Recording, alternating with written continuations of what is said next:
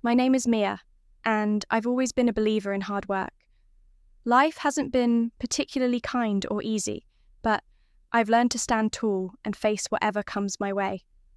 That's how I ended up working as a personal assistant to Daniel Han, the heir to Han Enterprises, a family business so powerful that people whispered its name in awe.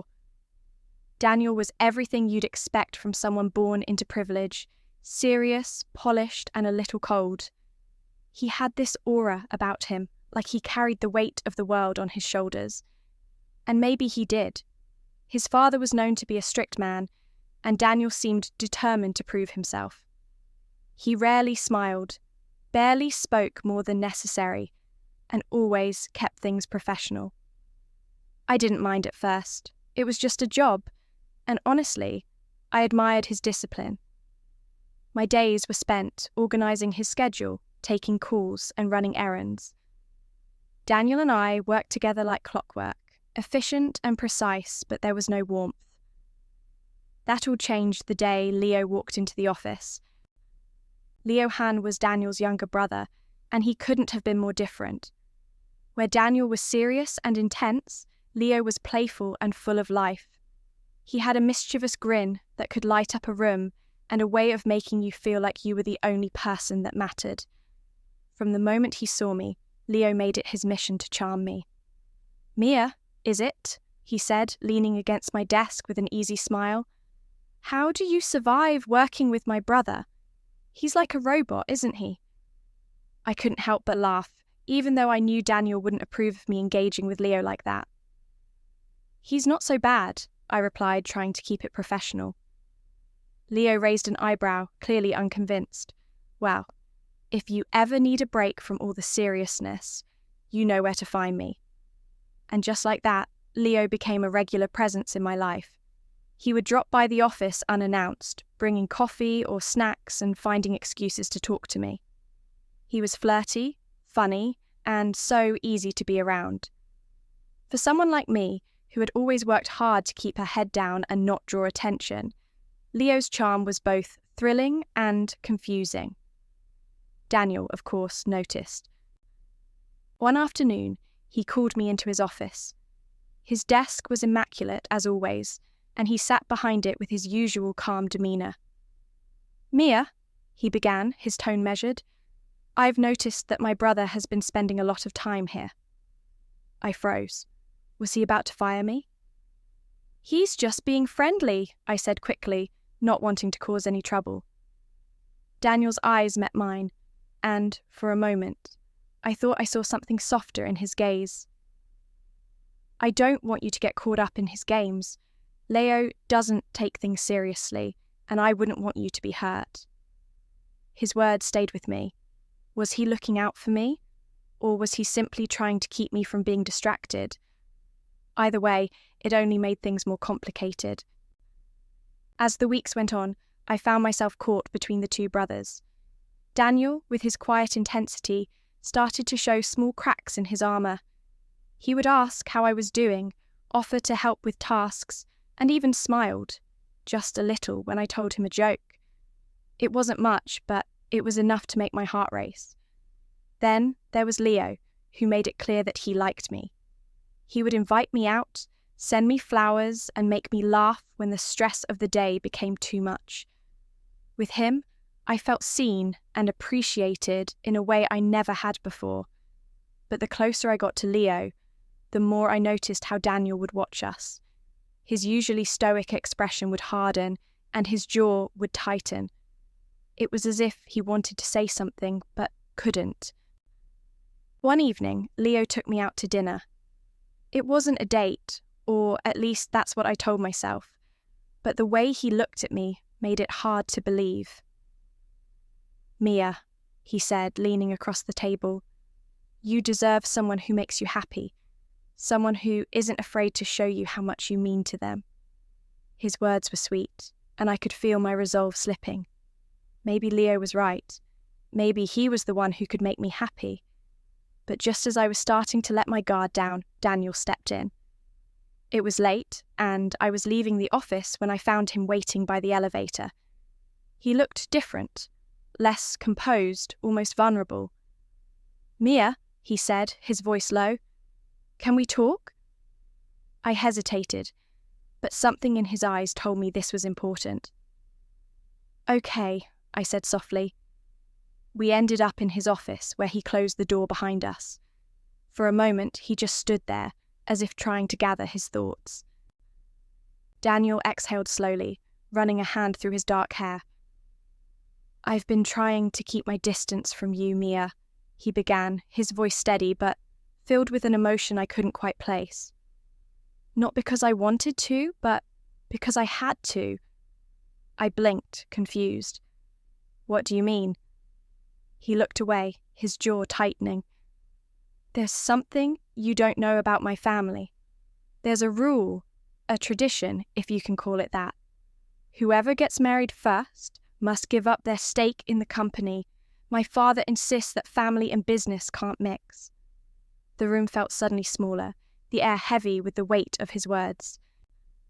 So, you've been avoiding me because of this rule? I asked, my voice barely above a whisper.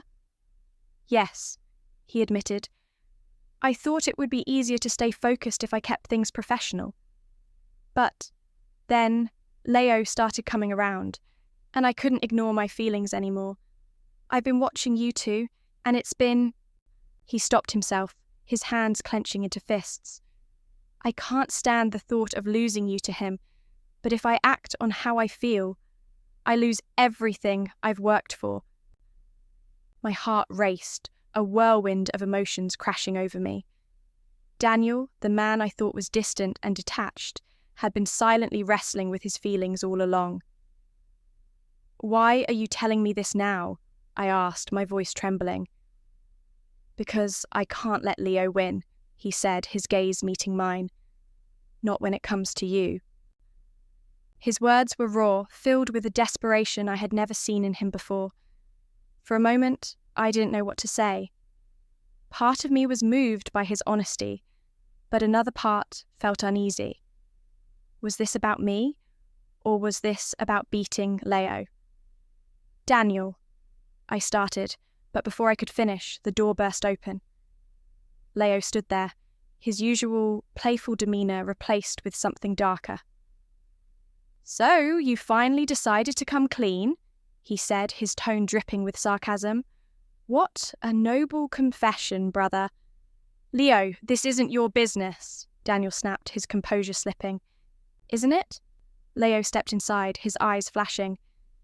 You think you can just lay it all out and hope she'll choose you because you're the serious one? Let me guess, you didn't tell her the whole truth, did you? My stomach churned. What truth? Leo turned to me, his expression softening. Mia, Daniel knew about the rule from the beginning. And do you know what he did? He pushed you away, hoping you'd fall for me instead. That way, he could keep his place in the company, without having to risk anything. That's not true, Daniel said sharply, but there was a flicker of guilt in his eyes. Leo's lips curled into a bitter smile. Oh, come on, Daniel, admit it. You were counting on me to do your dirty work, but now that you see I actually care about her, you're panicking. I felt like the ground had been pulled out from under me. Is that true, Daniel? I asked, my voice breaking. He hesitated, and that pause was all the answer I needed. I turned to Leo, hoping for some clarity, but his expression told me he wasn't as innocent as he seemed either. And what about you, Leo? Why have you been chasing me so hard? Is it really about me, or is it about forcing Daniel out? Leo's playful facade crumbled. At first, maybe it was about that, he admitted quietly. But then I got to know you, Mia, and I realised you're the kind of person I've been looking for my whole life. Someone genuine, someone who doesn't care about the money or the power. Tears stung my eyes. So, both of you were using me. No, Daniel said, stepping closer. Mia, I was wrong to keep my distance, but my feelings for you are real. They always have been. And mine aren't? Leo countered, his voice rising. You had your chance, Daniel. You chose the company over her.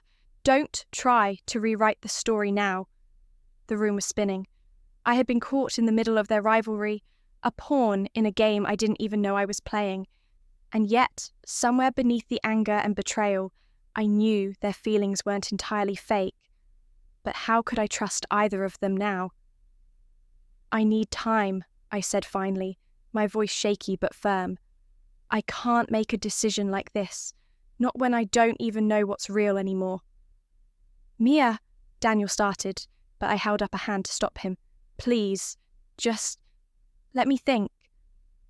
Without waiting for a response, I walked out of the office, my heart heavy and my mind racing. I needed to clear my head, to figure out what I really wanted, not what they wanted me to choose. Days turned into weeks, and I kept my distance from both Daniel and Leo. They respected my decision, giving me the space I needed, but I could feel the tension simmering beneath the surface. In the quiet moments, I thought about all the small things, the way Daniel would stay late to help me finish a project, even when he didn't have to, the way Leo would bring me my favourite coffee without me ever asking. Both of them had shown me glimpses of their hearts, but their actions had also hurt me deeply. One afternoon, Daniel found me in the break room. He looked tired, like he hadn't been sleeping much. Mia, he said softly, I know I've made mistakes, but I'm willing to walk away from the company if it means being with you. I stared at him, my chest tightening. You'd really give it all up? Yes, he said without hesitation. You're more important to me than anything else. Before I could respond, Leo appeared in the doorway. And here we go again, he said with a bitter laugh. Daniel, the selfless hero, always swooping in at the last moment. Leo, stop, I said, my voice firm. This isn't about you two anymore. It's about me. They both fell silent, their eyes on me. For the first time, I felt like I was the one in control. I've made my decision, I said, my voice steady despite the storm of emotions inside me.